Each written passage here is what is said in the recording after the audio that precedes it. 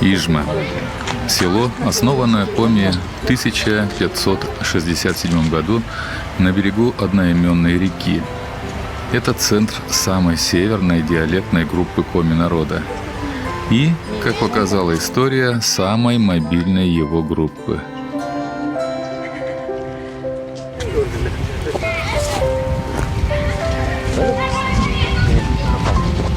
Несмотря на относительную свою зажиточность, коми-ижемцы часто стремились к освоению новых земель. И дело не в их пассионарности, а скорее всего в том, что быт ижемцев во многом зависел от оленя.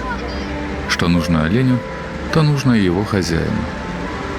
Новые земли, новое пастбище. Олень не идет на юг, а идет на север. А еще, по желанию хозяина, на запад и восток. Север – это летнее пастбище вдоль фрагментов Ледовитого океана, которое мы называем морями. В нашем случае это берег Карского моря.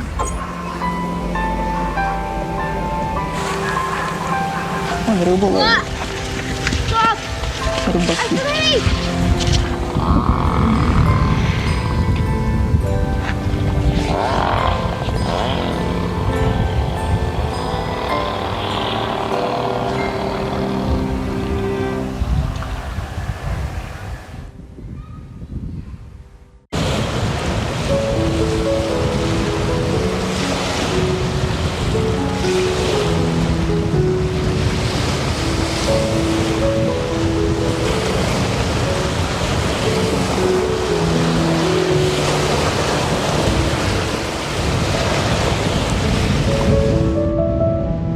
Несмотря на крайнюю суровость крайнего севера, здесь, кроме оленей и оленных людей, встречаются поселения, где тоже живут люди.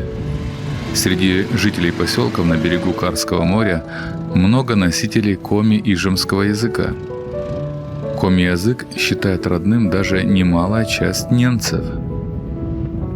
Такая же картина в поселке Усть-Кара, куда добралась наша съемочная группа.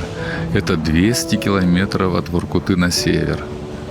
Попасть сюда можно только вездеходом по бездорожью, либо на Ан-2, вылетев из Нарьян-Мара. Чем живут местные? Охотятся и рыбачат. И все. Несмотря на явное иждивенчество и нулевой вклад в экономику страны, поселок выполняет свою главную функцию – делает жилым российский север.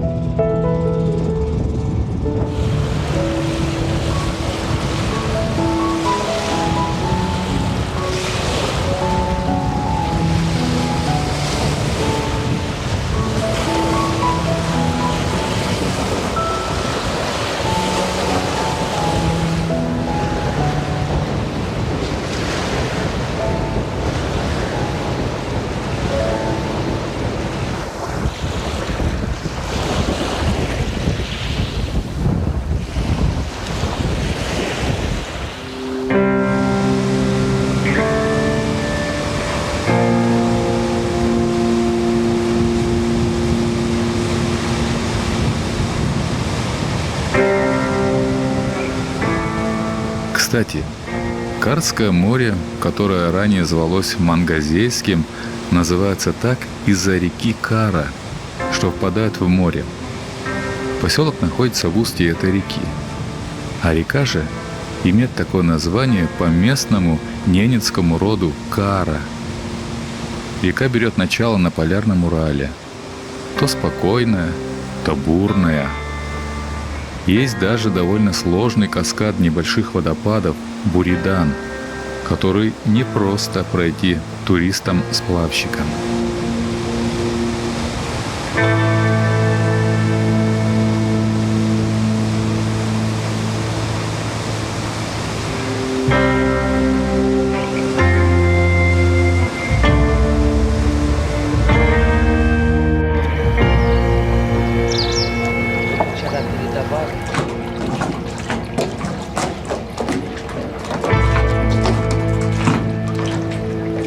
Мар'я моль, да Мар'я моль, Мар'я моль, да Мар'я моль, бусы вылы, куемнёль, куемнёль. Коми и ижемцы со стадами ходили на побережье каждое лето, а зимой возвращались. Все изменилось, когда они пошли на запад и восток в поисках новых постоянных пастбищ. Далеко и навсегда. Первые ижемцы перешли Приполярный Урал и обосновались на притоках Оби. Природа почти такая же, как в Вижме. Широты те же, только реки богаче рыбой, а тайга — пушным зверем. Самое большое селение под названием Мужи основали на Малой Оби. Это Полой, иными словами, небольшой рукав Оби. Сегодня Мужи с таким же по численности населением, как и Ижма, является райцентром Шурышкарского района Ямало-Ненецкого округа. Есть здесь свое телевидение, свой дом коми-культуры.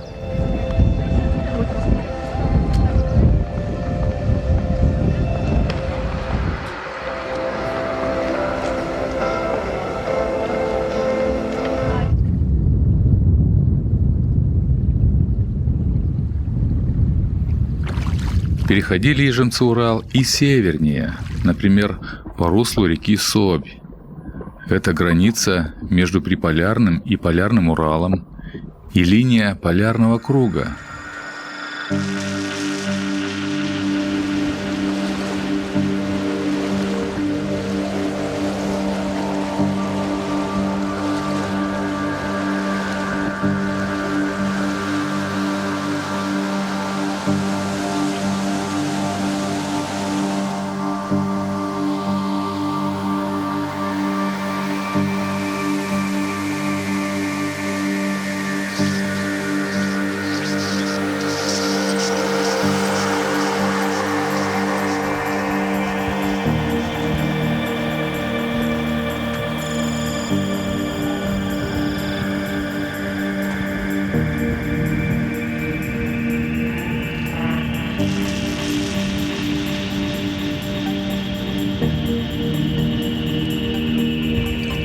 Река Собь сегодня прекрасное место для спокойного сплава.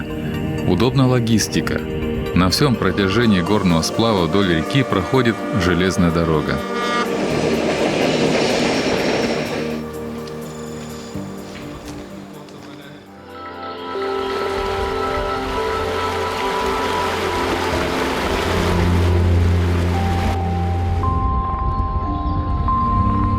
Долина реки Собь – удобное место для радиальных походов в горы. Она помнит много историй, от древних хождений новгородских ушкуйников до трагических походов современников. Именно в долине реки Собь стоит своеобразный памятник погибшим альпинистам. 13 человек группы Михаила Еремкина. Кроме этого, в долине реки Собь можно обнаружить и другие рукотворные и природные памятники.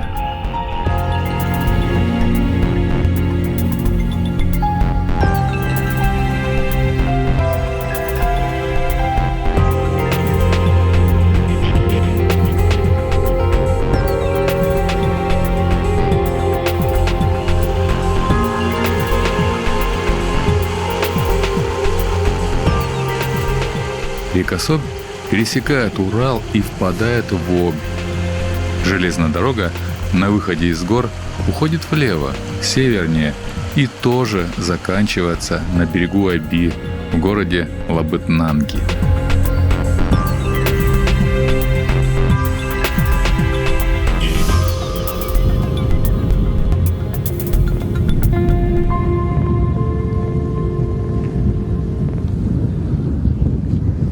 Лабытнанги – небольшой, но современный городок. Носит хантыйское название и переводится как «семь лиственниц». Однако основателями городка все же являются не ханты, а опять же коми-ижемцы. На берегу левого рукава Оби до сих пор сохранились их некоторые старинные дома. Это место носит название Зырянской деревни.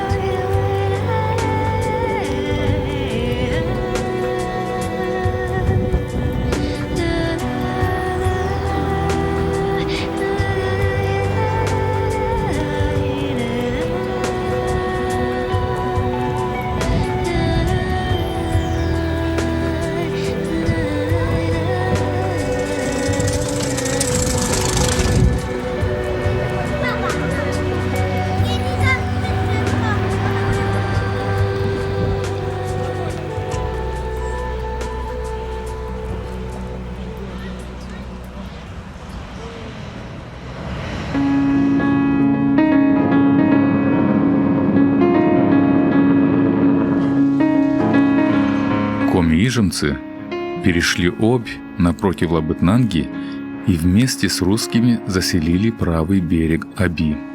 Сначала острог, потом городок.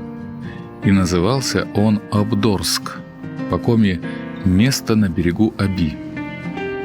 Но уже в советское время был переименован Салихард, по-ненецки город на мысу. Это редкий случай. Салихард находится прямо на полярном круге. Город, прежде деревянный и глубоко провинциальный, стал современным и ярким. Он стал по-настоящему столицей. И не только округа, но и российского газа. Кстати, первым мэром города новейшего времени тоже был представитель ижемцев. В память Владимира Артеева стоит в городе его бюст.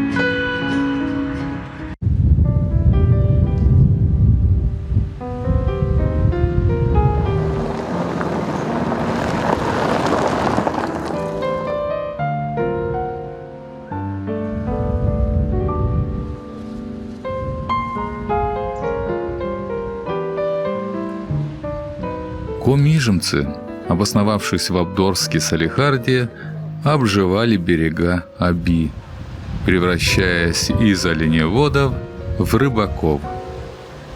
Один из таких рыбацких поселков Это Харсаим. Живут здесь преимущественно коми и ханты.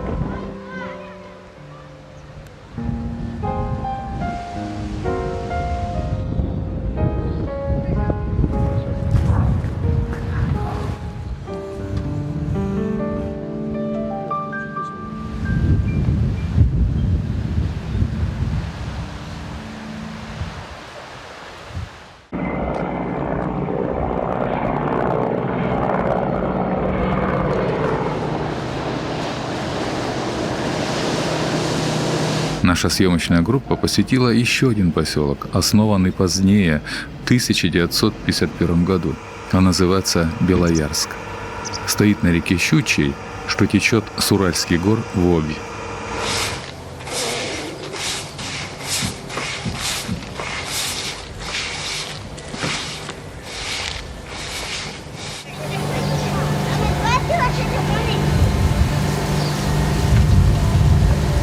Поселок современный. Здесь есть средняя школа и интернат для детей оленеводов.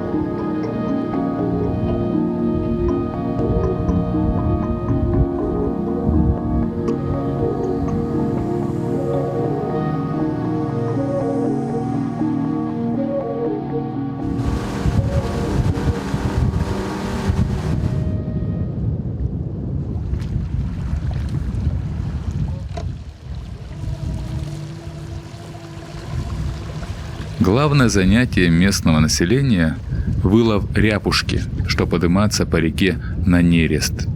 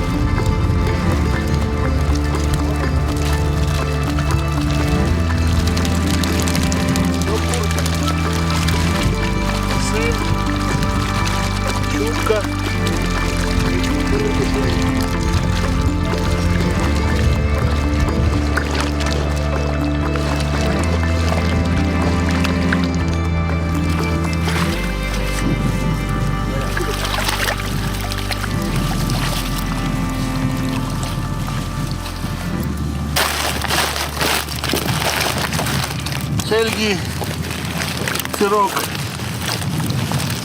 чокур, арашокур, сын конферы, сын и сир, консир, сирнилык. Зайдем, медальный талас. Будет будмас.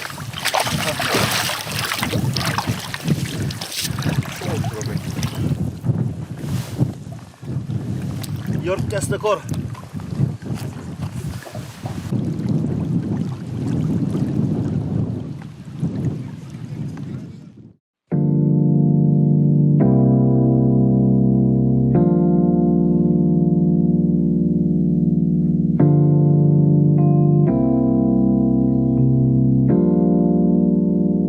Коми-ишимцы, освоив северные и восточные земли, однажды пошли на запад. Поход был вызван оленей болезнью, копыткой. Чтобы спасти поголовье оленей и найти незараженное пастбище, ушли безвозвратно далеко, за Белым морем, на Кольский полуостров. Правдами и неправдами, оттеснив местных поморов и саамов, освоили пастбища вдоль реки Полой и на берегу Ловозера. Главное селение ижемцев тоже носит название Ловозера. Именно этот райцентр сейчас является главным местом пребывания кольских ижемцев и саамов. Некоторые из ижемцев ушли еще дальше, на запад. Их потомки до сих пор встречаются в финской и норвежской Лапландии.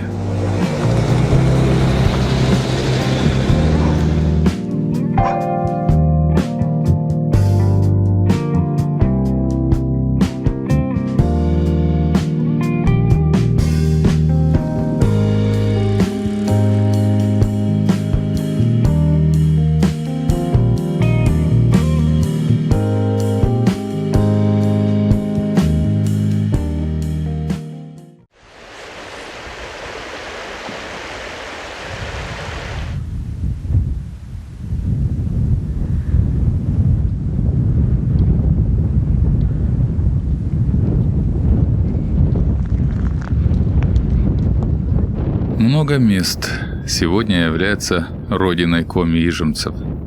Но все же можно с уверенностью сказать, что главной родиной этой диалектной группы коми является большеземельская тундра, просто тундра, что сформировала их нрав, характер, их быт и их уникальную культуру.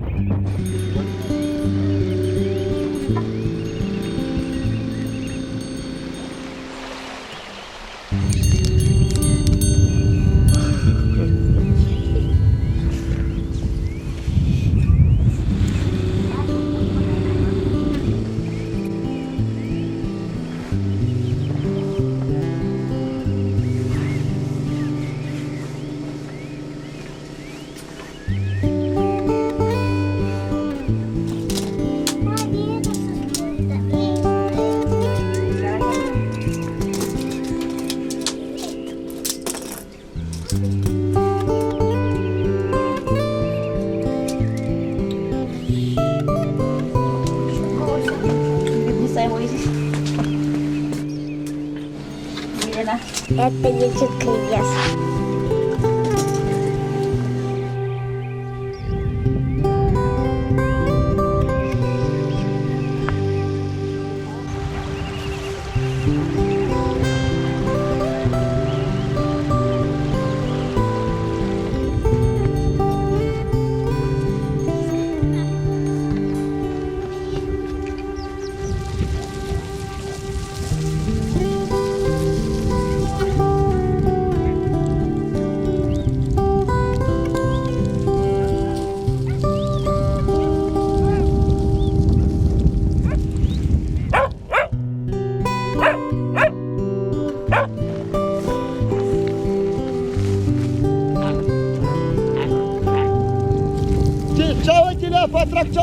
Потракчовывайте ляв.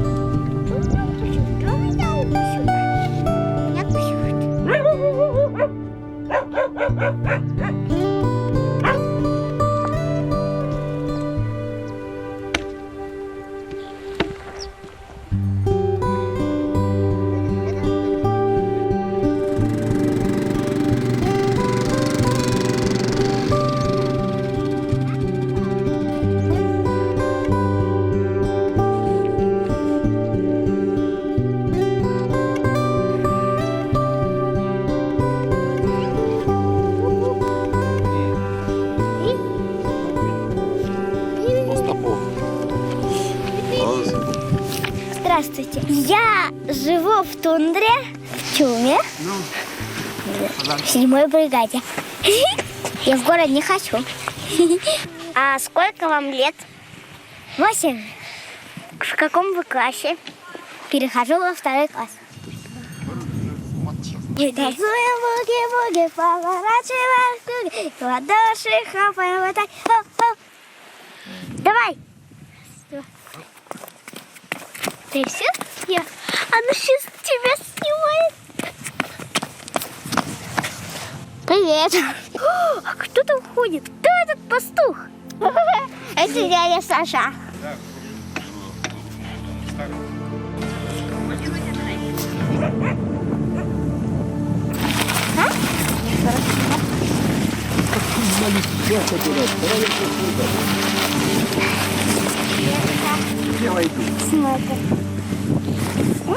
Не хочется уезжать? Нет.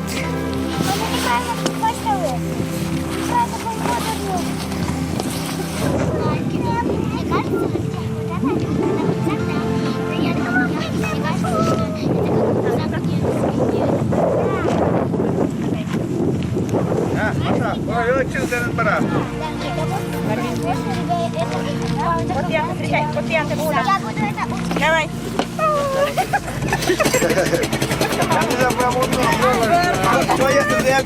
Обязательно.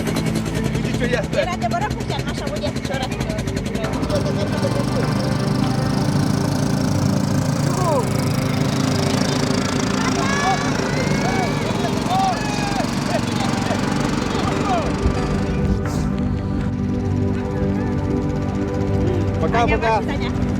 Давай, Лиза.